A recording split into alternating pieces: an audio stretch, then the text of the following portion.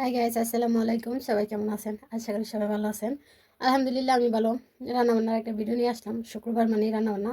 আপনারা সবাই জানেন শুক্রবার একটু বেশি রান্নাবান্না করি, কারণ শনিবার ছোটো ভাই আসবে, যাতে কাজেতে এসে খাওয়া দাওয়া করতে পারে। তো চলেন দেখি কী কী রান্না করতে পারি আজকে। কিন্তু রান্না করতে চাইছিলাম চাল কুমড়া আনতে মনে নাই। চিংড়ি মাছ নিয়ে আসছি। এখন দেখা যাক চিংড়ি মাছগুলো কী করা যায়। রান্না করবো, জিরা পাখি নাই, আদা রসুন বাটা নাই।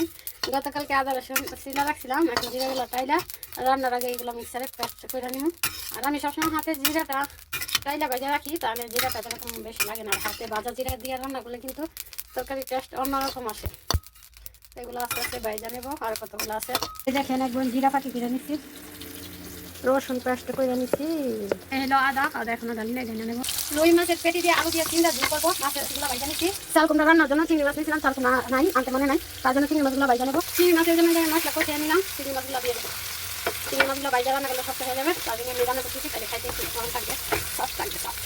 একটু কষিয়ে ঝুলিয়ে দেবো। চিংড়ি মাছ কষানো হয়ে গেছে, এই জায়গায় প্রায় আমার চিংড়ি মাছ রান্না হয়ে গেছে। আমি একটু ধনিয়া পাতা দিয়ে নামিয়ে নেবো লাস্টে, তাই তো ধনিয়া পাতা দিয়ে দিলাম।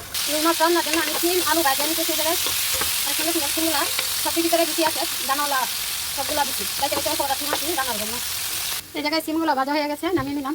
আর তরকারির জন্য দেখো মশলা কষাই নিলাম, সিম আলু দিয়ে দিলাম, সাথে মাছও দিয়ে দেবো, দিয়ে একসাথে কষিয়ে নেবো। সিম মাছ কষানো হয়ে গেছে, পরিমাণ মতো জল দিয়ে দিলাম, এটা জল দিয়ে দিলাম। রান্নার শেষে ধনিয়া পাতা দিয়ে নামিয়ে নেবো। শীতের সবজি ধনিয়া পাতা দিয়ে রান্না করলে ভালো লাগে। ফুলকপি, টমেটো, গাজর, তারপরে মূলা, সিম। তরকারি রান্না হয়ে গেছে, দুয়াশর ধনিয়া পাতা দিয়ে নামিয়ে নেবো। ধনিয়া পাতা দিয়ে দিলাম। ফাইনালি আমার রান্না কমপ্লিট। এই যে সিমের তরকারি, রুই মাছের পেটি দিয়ে, সিম দিয়ে, আলু দিয়ে শীতের তরকারি হাই আমি স্বাদ হবে। এই জায়গায় চিংড়ি বোনা বড় বড় চিংড়ি বোনা করে রানিছি।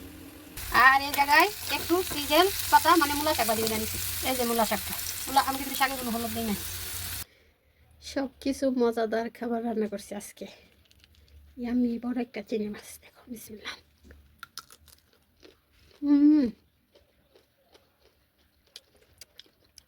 ভালো লাগে মূলা শাক।